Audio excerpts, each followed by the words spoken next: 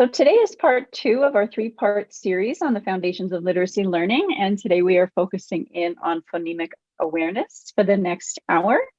My name is Lisa Thomas. I'm the program manager for POPEY, and I'm co-presenting with my colleague, Jen Kelly. I'm based in Vancouver. Jen's up in the Shuswap area. And we will get started. So if you got a pre-workshop email, you would have been directed to our POPEY Padlet, which collects and houses everything related to the content, and things will be focused on in this hour. So you can see there on the left, there are the handouts, and then the Zoom info, the resources that we're sharing during the session, the videos, and then some additional resources as well that are all related to phonological awareness, phonemic awareness, and phonics. And we keep this up, so this will stay there if you want to refer back to this after the session as you get back to your classroom and might be trying out things with your students. And our outcomes and goals for today are focusing in on phonemic awareness, so definition of what it is in relation to phonological awareness and phonics and those foundational literacy reading and writing skills. We will look at scope and sequence, as well as exploring some mini lessons, activities, and routines that help us explicitly and systematically support our students as we teach them and they learn to isolate, manipulate, blend, and segment the sounds in spoken and written words. So that will be our deep dive today. And then next week, next Wednesday, same time next week, we will be looking at phonics to wrap up and finish our series. And as always, we like to do a little bit of an icebreaker and a connection and reflection activity. And today it's not specifically tied to phonological awareness or phonemic awareness, but the question is, how do you see yourself? So one of these questions here, you can choose one to answer. So who are you? What's your name? What does it mean? Or how would you describe yourself to someone who didn't know you? So choose one of those 3 to answer. And we'll put on music, a 1-minute music timer. While you reflect privately, feel free to jot some notes. And then as the timer runs out at the end of that 1 minute, please share 1 or 2 things you're comfortable sharing with us in the chat box about an answer to one of these 3 questions. So you can see, even though there's not an absolute direct obvious link to phonics, there definitely is to language. And what we're seeing shared is a lot of people sharing the roots and origins of their names, some really beautiful translations and root origins of people's names. Zahida, yeah, unique or one and only, that's fantastic. These are wonderful. So I'm learning lots about people's names. Hopefully you're scrolling through there and you can see some of those other connections as well. And a few of you shared who you are and how you describe yourself as well to others. So it's interesting how much our identity as educators and where we're placed in our families comes into it, as well as maybe some of our favorite things to do and some of our strengths and some of our talent. So this leads into some fun things you can have the students do with reflecting on their names from an identity and a connection and a relationship perspective. Also, it's a nice leaping off point for doing that study of words and sounds and letters and all of that wonderful stuff that we're talking about here today. And when we look at those activity. Yeah, good. It's fun, hey? Yeah. Yes. We haven't tried it before. It's a new one for us. So I think it's great. I think Jen and you and I both have those names that were very popular at the time we were born. And so I went up through school being one of 3 Lisas in all of my classes. So I was always Lisa T. And everyone knew how to spell my name because it's nice and simple. So it's interesting to look at other people's names that are more interesting and beautiful and see the origins of them. Yeah, just wonderful. Thank you. So when we look here at the building blocks of literacy learning, we're going to spend most of our time focusing in on the content and what we want our students to learn. But what we want to be thinking about also is what is our goal for our students to be able to do? So the transferable skill set, or what we want to equip them with as learners, as individuals, as readers and writers, and as citizens of the world. So with our intentional design, our explicit teaching, the modeling, the demonstrations, the conversations, the text that we're connecting our students with, we want to help them be enthusiastic explorers, So puzzling out those letter sound relationships, looking for and seeing patterns, being able to take words apart, of course, put them back together, investigate meanings, which is a little bit of what we did with our names just there. And so they're able to connect to words in an active way. So nothing about this for them really is passive. And all of this will help them expand their reading and writing powers as they move through each year in their primary years up towards intermediate and becoming more confident and capable and complex in their abilities as readers and writers. So what we're really doing here is laying the groundwork for helping our students learn how to learn about words and letters and sounds, and develop those skills and strategies that they can take with them as they interact with the texts that we expose them to and they create in their classroom. And so first of all, this is a very loose connection, but just thinking about buckling ourselves in for some learning and what are the supports we need in place, and when do we decide we don't need supports anymore, and when we can get to that point where we can do things by ourselves. Oh, I don't know how many times I've watched that since I found that, but it's just, I love her moxie and her confidence. Anything you noticed or connected with or appreciated in that? Oh, thank you. Yeah, okay. Kendra's already sharing something. Yeah. So you can see that could have been a frustrating experience for her, but she was sticking with it. And probably that's because of her motivation. And she's seen it done so many times by her parents. She's approximating being able to do it, and she has a very clear sense of what she wants to do, and a good boundary there between her and her parents. And pretty good command of the language too. I love that she took ownership over when she needed help and when she didn't need help, she had that very clear, and that's what we want from our students, right? When we're working with them in all of these foundational skills is you drive your learning and I am guide on the side, and that will support you throughout. Absolutely. Yeah. So Marianne had something in the comments. A few of you have, Kathy. Yeah. And I thought too, how many times has she heard from a parent, worry about yourself? Don't be telling me what to do, worry about yourself. And so it's kind of so funny when kids parrot back those phrases that we say to them all the time. So thank you. Yeah. All right. So if we connect this to how we learn, and if you were with us last week, we shared this and did a bit of a deeper dive into this. So I'll just share this quickly, won't spend too much time here. But some of those universal skills and supports and strategies that we need as learners, no matter what age we are, what really helps us learn to solidify new skills, watching somebody who's skilled doing a model or a demonstration, that direct instruction, the gradual release of responsibility, lots of time and opportunity, practice and repetition, some good encouragement and specific timely feedback. In terms of culture, we want to feel safe that we can take new risks and try things. And then also, are we motivated by what we're learning? Do we have that engagement, and do we have a relationship with the people that we're learning with and learning from? So the analogy we used last week was, think about how you learn to ride a bike, swim, or drive a car, and how complex and involved all of those activities are, that they took a lot of time, and probably all of us needed most of these aspects of this bundle in how we learned.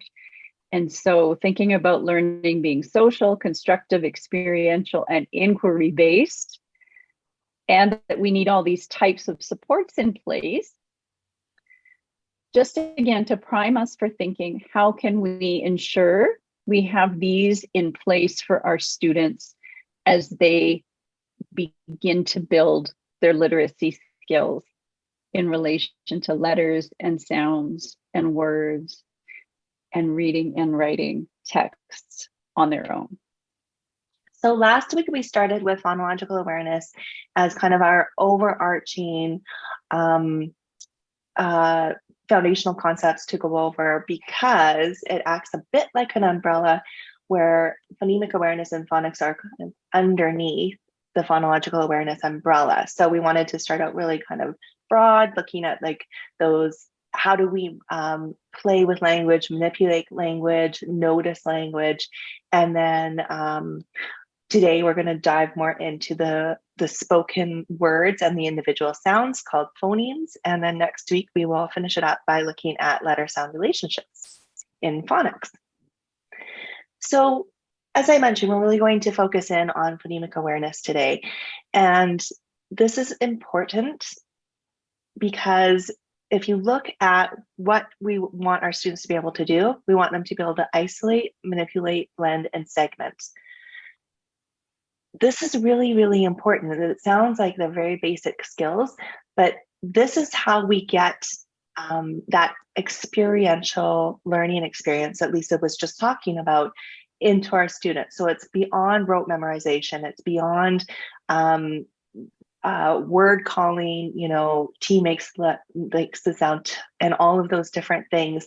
We want them to be able to take words apart, put them together, because that is going to be how our students learn how to read and to write at the beginning. We want them to have a lot of control over that and to be able to feel like they are empowered to isolate, manipulate, blend, and segment, because when they get to those early beginning attempts of reading and writing, this should be more of an automatic thing for our students to do. And that leaves a lot of their brain space available for the very complex task of beginning reading and writing through decoding and encoding and all of those different word solving methods that we need them to do. So there is a scope and sequence of phonemic awareness that is generally agreed upon amongst a lot of researchers, and that is looking at a very easy to handle language of rhyming all the way down, like looking at beginning sounds, looking at blending, segmenting, as we mentioned, and then going into more complex skills like deleting and substituting phonemes. So rhyming is one of the easier ways that we can start off our students in thinking about language and hearing language and noticing language. So we're going to start off right there. Oh, sorry. Looking at the skills progression for phonemic awareness, you can see, as I mentioned, it's not just about noticing, but it is about manipulating, starting large, looking at words and sentences, going down into smaller and smaller segments of the language, and increasing our complex manipulations of the sounds in words and of language in general. And of course, as I mentioned, this is all leading to being able to take risks with their reading and writing, because they've played around with a lot of language and they feel more in control of how language works. Okay, so we're going to start out by taking a look at the art of the mini lesson. Now, especially in phonemic awareness, we are talking about short, fast, engaging, quick, lively engagement with the different aspects of phonemic awareness. That's because we want our students to be engaged. This is not something that we need to take a lot of time with. It is something that we want to revisit often, rather than having a long part of our day with looking at different aspects of phonemic awareness. Short, fast, and then revisited often, so that they get to see the different aspects of phonemic awareness in different situations, so that they can transfer it to different situations, and then they can use those skills independently, which is what our goal is. So looking at that mini structure lesson of I do, we do, you do, in a very concrete, quick, fast way. So let's see what that can look like. So looking at rhyme recognition and repetition, as I mentioned, this is one of the easier skills that our students can take part in, and that would be rhyme recognition. So even beyond, so rhyme recognition before we look at rhyme production or rhyme isolation, but just the basic rhyme recognition. So this is super fast. What Haggerty, this is from Haggerty stuff, recommends is just having our students in front of us with either thumbs up or thumbs down, and just educator says word pairs, and students, yes, it's a rhyme, or no, it's not. So really fast. What this allows us to do is keeps it short. Our students are involved kinesthetically, but also it lets you do some formative assessment, because you can see students and get a wide variety of students in your view at that time to see who is able to understand what rhymes are and what they aren't, so that you can revisit those kiddos at a different time if they need some more work with this. Also, the rhyme repetition afterwards allows, again, that reinforcement of what do rhyming words sound like. Hop, mop, ran, fan, wet, jet, mop, mad, dad. So really emphasizing the work that we just did. And this can be done on the way to, this can be done when you're waiting in lineups outside the gym for your gym time. It can be done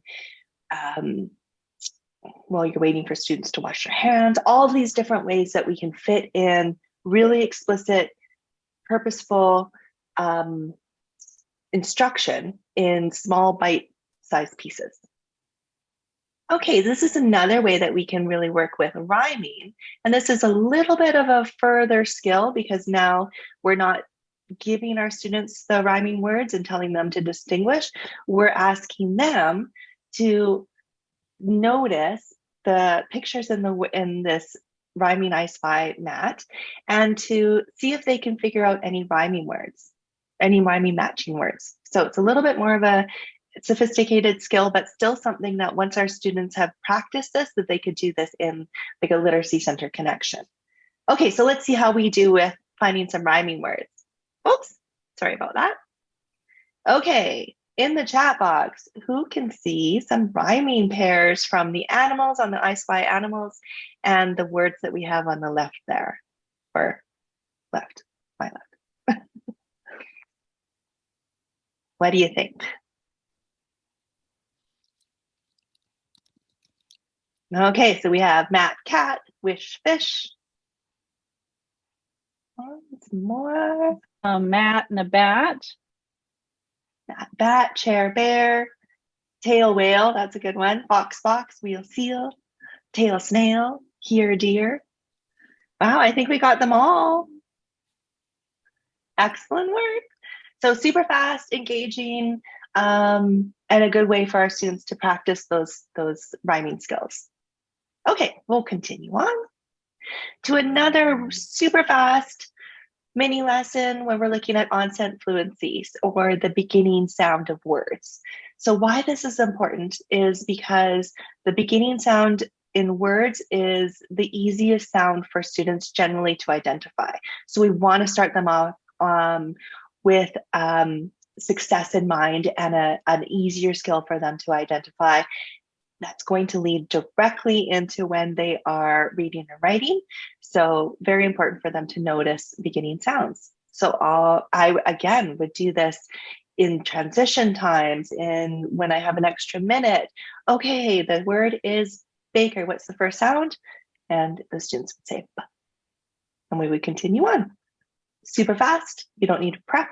You can just have it on the top of your head to be working with in those moments that we can steal some literacy learning time throughout the day. And the nice thing too, sorry, Jenna, if you want to just go back to that, sure. The last one, I think we really intentionally included that word gentle in there for the j sound, and how we can have, depending on what your students need and how simple and basic you want to be, it can be very simple. But introducing words like or sorry, C or G that can have a couple of different sounds. It's nice for students when they're ready for that. So we don't want to be making it so complex that we confuse them, but when they're ready for it and they're starting to notice that some letters can make a couple of different sounds, it's a nice way to do it, to have them be doing that noticing before they then do the manipulating. Excellent. Yes, thank you. Okay, so blending and segmenting phonemes, incredibly important because these are leading directly into reading, blending phonemes, and encoding, writing, segmenting phonemes. So even though it seems like a really basic way for us to work with our students, the more that we ensure that they have these down with fluency, the more that they will come at reading with more of a risk taking. I can, manipulate the sounds. I know how to do this. And it will allow for more automaticity when they are learning about reading and writing. So again, just really fast, the teacher says the phonemes of each word and the students say the blended word. So red says red. Okay. My class calls why the pesky letter for all the sounds. Yes, Kathy, thank you. That's a great explanation of that. Thank you. So again, segmenting phonemes, this is going to lead right into that beginning writing that we need our students to take some risks. We need them to start to think about what sound they hear first, what sound they hear next, what sound they hear last, all of those different skills, starting with some basic CBC is a wonderful way for our students to work with this. And then of course we have those pesky vowels in there, which can be very difficult for our students to hear the difference between vowels. So the more that we work with CBC and point out that those different sounds for them to hear, the better that they are equipped to tackle vowels when they get to more of the phonics side of things. Okay, now we're getting into some tricky ones, more complex skills. We're substituting phonemes. So we want to have our students substituting phonemes because we want them to be able to use what they know to solve new words. So if I know how to the sounds in dad and perhaps even the letters in dad, lots of students know that coming in to grade 1, then I can use that information to then change a letter and make a new word. So we want our students to have that sense of empowerment, that they can change words, that they can manipulate words, that they can, feel comfortable to use what they know to address new learning and see how it plays out in their mind. So definitely just going, teacher says a word, and then says change. Okay, so you know how to say low. Now let's change. I'll use the example on the screen here. So the word is show. Now change sh to glue. Tough concept for some of our kiddos, but you can see how very important it is for our students to work with this. Yes, thanks. This is a pre-skill to orthographic mapping, absolutely. And we're going to talk about orthographic mapping next week in our phonics session, so thank you. Okay, and then going back to a really early literacy skill that probably our beginning Ks are beginning to work with, and that's just letter ID. So putting up a flashcard, the letter is T, the sound is T, and just making those connections explicit for our students and combining them together, because there are a lot of students that come already knowing the letter names, but not necessarily the sounds, or vice versa, depending on their previous exposure. So we want to combine that learning so that they know, so that they're connecting their previous learning to new learning, if that is where they are with their learning, or they could be just coming with no knowledge, and we want to make those connections explicit for our students. Okay, so one of the ways that we can make those connections explicit for our students is using Alconin boxes or sound boxes. Now, this is a wonderful way to work with our students. I am a huge believer in coding boxes from kindergarten all the way, for a lot of like word solving methods, for writing, for looking at interesting spelling patterns. They are just very, very wonderful to work with.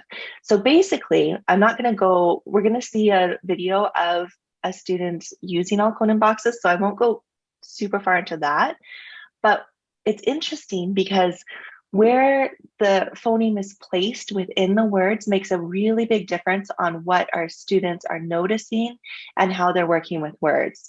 So this is what I'm challenging you. I'm going to put up a word, and if in the chat box you could write the order in which you think the students most easily identify the phoneme throughout the word. So I know that I didn't really explain that well. So if the word is bat, which phoneme do you think they're going to find easiest, second easiest, and then most difficult? So you can put them in order. So we have perhaps B is the most easy. Okay, no, we have some different ideas here. Okay, excellent. So a lot of you are noticing that the consonant sounds are probably easier. We have some people saying vowel sound first. Excellent. So the research on this says that initial consonant sounds are usually the easiest for students to identify, which goes back to why we talked about onset fluency and their students be able to identify that beginning sound. Generally, the final sound is also the next easiest to identify in English. And then finally, those pesky vowels in the middle. Okay, I'm going to give you another one. Oh, yeah, good point about the BD reversals. Yes, absolutely. That could be a tricky one. I didn't think about that with the word bat. Absolutely. And full disclosure, I still reverse my B's and D's and P's and Q's. I went through learning assistance when I was in primary, and I just never got over my reversals. So I started handwriting, cursive, everything, and then it was so much easier. But still, to this day, as a mature woman with a lot of education, I still do reversals when I'm writing. We all have our things. Okay, so fish. What's your guess on what is easiest, most difficult in fish?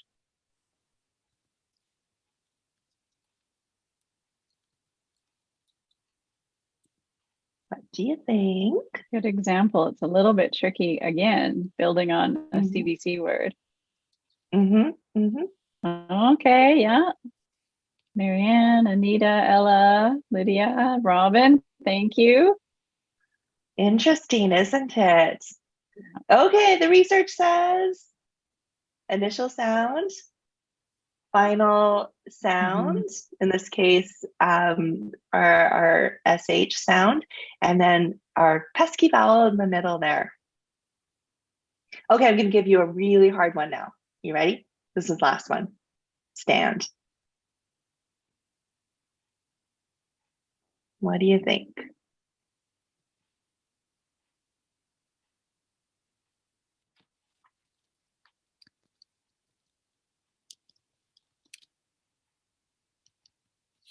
This is a tricky one. Thanks, Okay, Lydia. Yes, yeah. Thank you. This is a safe space to take risks. Yes, of course. And there's a reason why we're looking at all of this.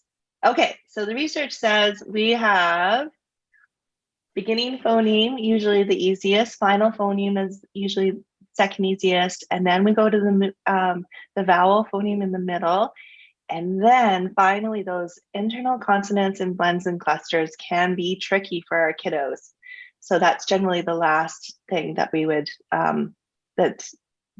that we would expect our students, I guess, to master. And that's the point of this. It's not just, I love looking at words and all of, how our students learn and everything, but really we want to set up opportunities for our students to use what they know and then give them little nudges along the way as they need them. So I would use this information when I'm doing interactive writing with students. And perhaps, I'm going to, if I know that my students are just beginning initial sounds, then I'm going to really use their knowledge and their expertise to find those beginning phoneme sounds for interactive writing.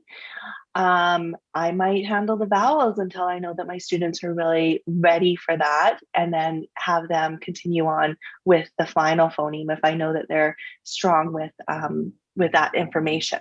So that's why we want to know, what's easy, what's not as easy, what takes a little bit longer. We know that, those blends and clusters blends and clusters would be considered more of, a trickier way. I believe that ST is considered 2 sounds in this.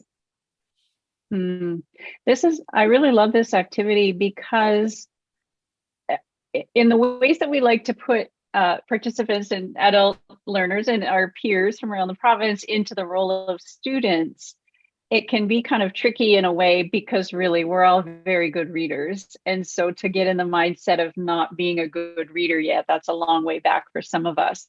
So this is really wonderful because seeing the word stand, when you did that reveal, Jen, and it said stand, there's that automatic part of our brain where it's just like, we recognize that in probably less than a second. We recognize the word, we know what it is, and we know what it means. So it's like it requires almost zero output or effort from us, and it's sort of a mentally taxing, not at all.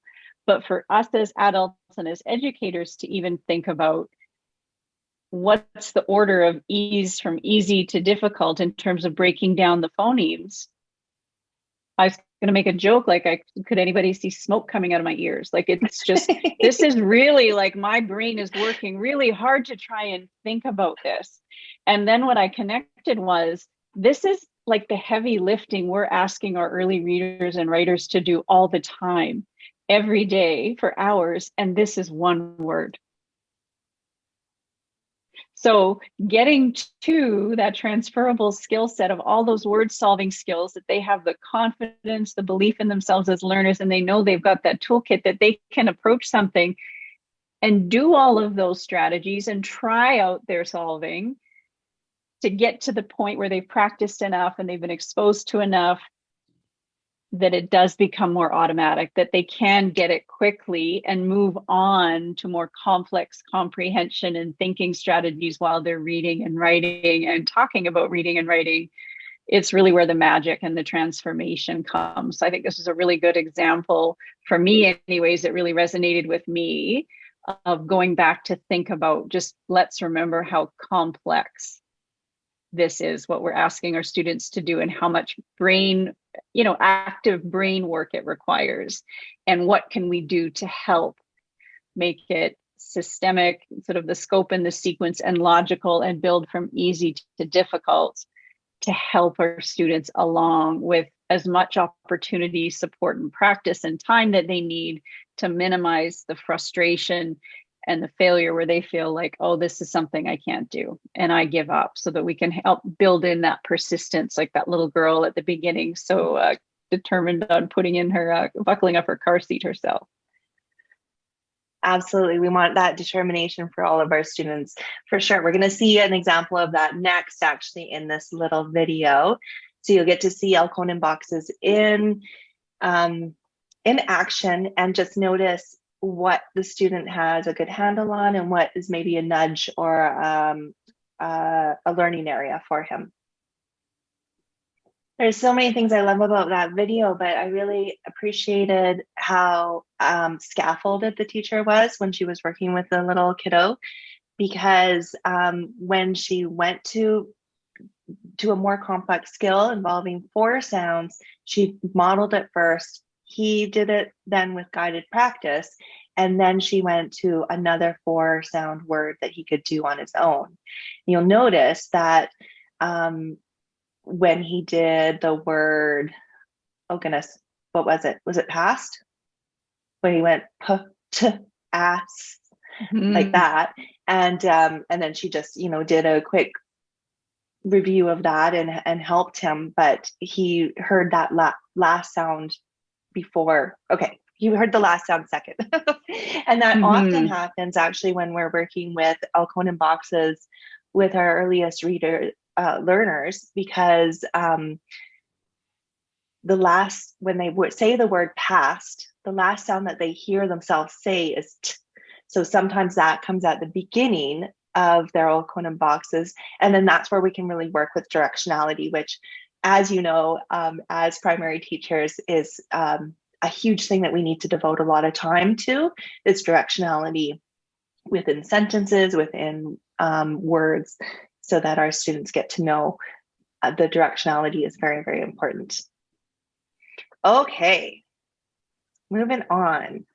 So I just love this graphic by Lane because it really outlines the connection between spoken language and written language and how they are related, but also how the different ways that we can notice language then support the different ways that we can write language. Okay, so we have spoken language. We're going to have an awareness of words, of word parts, and then phonemes. So we're starting at a broad level and working our ways down so that we're giving our students lots of scaffolding, starting with words, getting them very comfortable with what words and sentences are, the difference between words and letters, all of those different parts, and then working within the words. So we're looking at syllables and onset and rhymes, and then finally into phonemes, doing a lot of the work that we did today with those mini lessons. Okay, and then with the written language, we're working from concepts of print, which is how students navigate a book. So do they know where a sentence starts? Do they know where a sentence ends? Do they know directionality left to right when they're reading, pointing to words, etc.?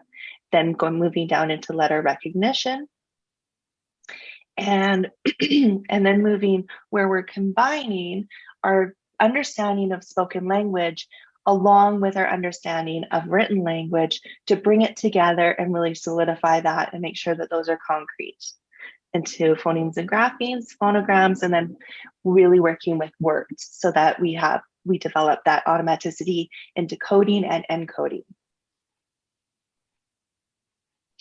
Okay, and look at all the different ways that we can work with our students throughout the day in developing these skills.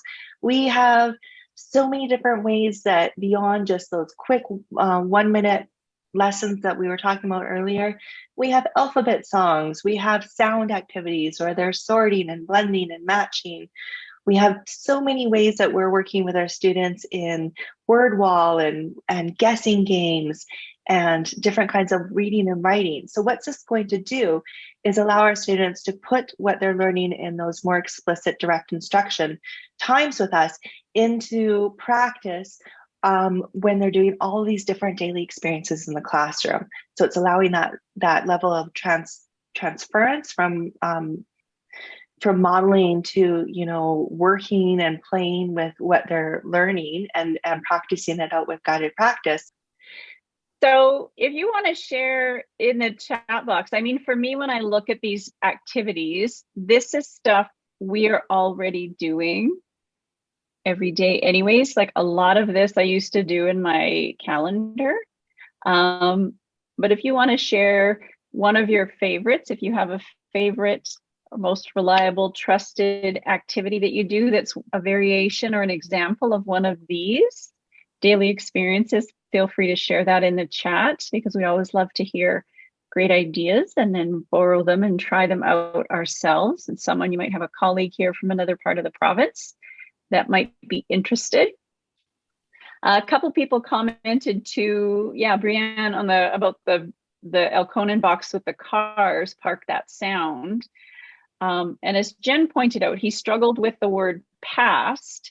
So the first time he didn't get it quite right and he'd sort of mixed up the order of the sounds. So she did it again, slowed it down a little bit, and then he was able to match it. And then after that, the next word she chose was very strategic and she did fast. So very, very similar. And it allowed him that extra repetition and practice and reinforcement. So you could see at the beginning of that activity, that was just 2 minutes, I think, that video. He was learning how to do that activity and isolate and identify, notice, and name the sounds.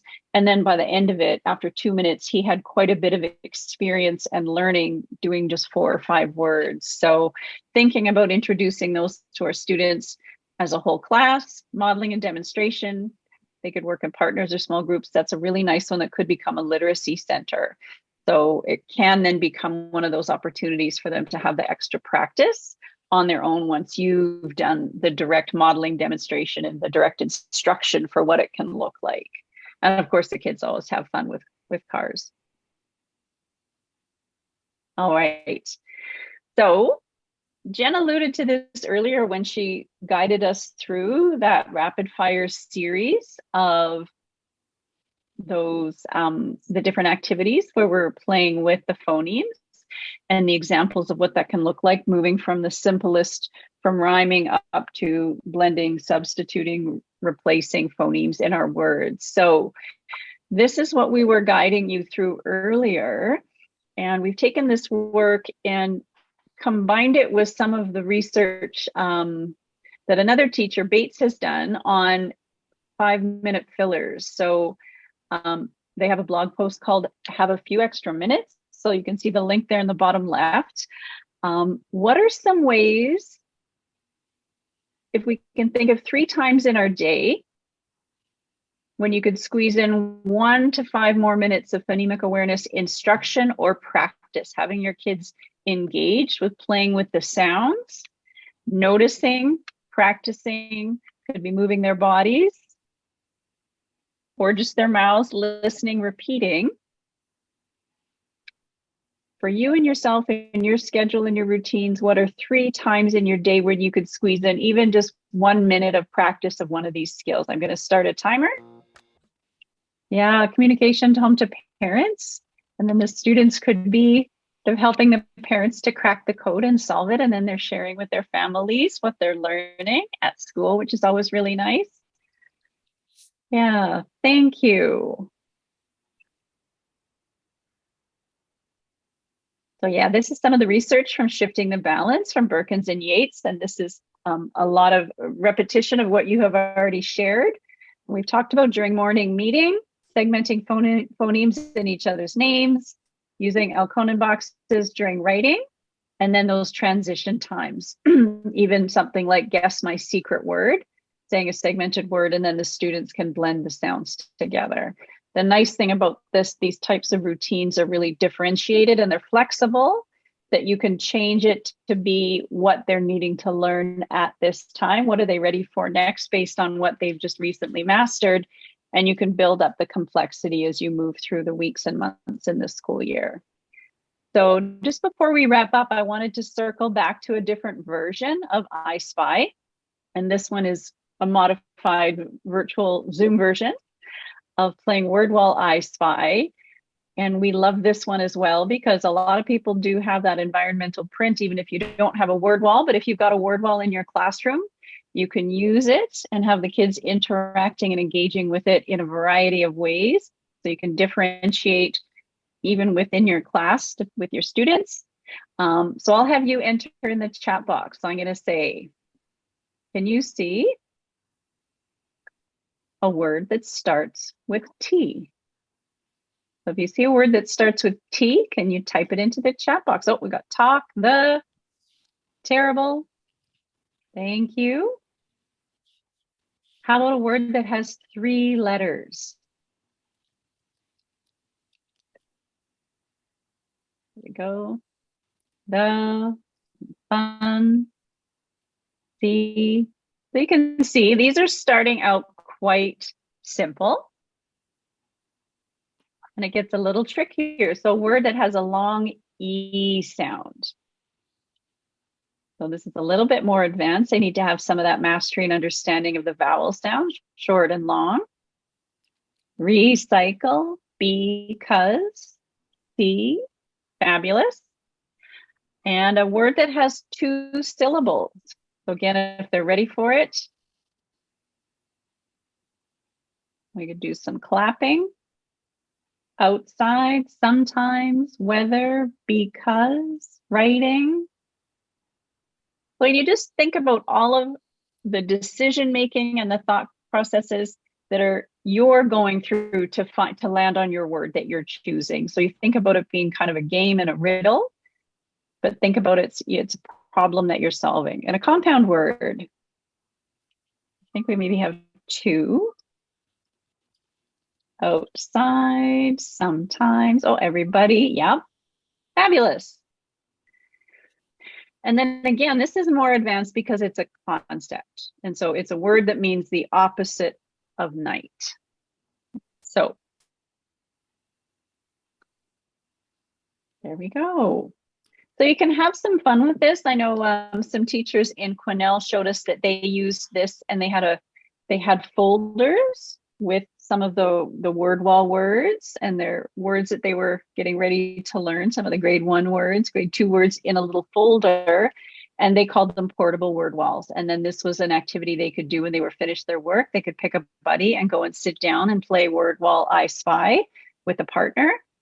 And the lists varied a little bit depending on what each student needed, but they had their own folder. So even if the folder just had a list of, here are the standard grade 1 words or grade 2 words that we're learning, it might be tailored to them, but there are a lot of ways you could make it interactive and engaging and something fun for the students to do that you do as a class. And then they know the routine and they can really be actively engaged in extra practice and fun with it on their own with some increasing independence. All right. Well, that went quickly. So guiding through here, the resources, research, and activities that we looked at today, those key definitions, the scope and sequence, the skill progression for phonemic awareness, those mini lessons for noticing and manipulating sounds, that wonderful graphic about the road to reading words and the two paths that join together of spoken and written language.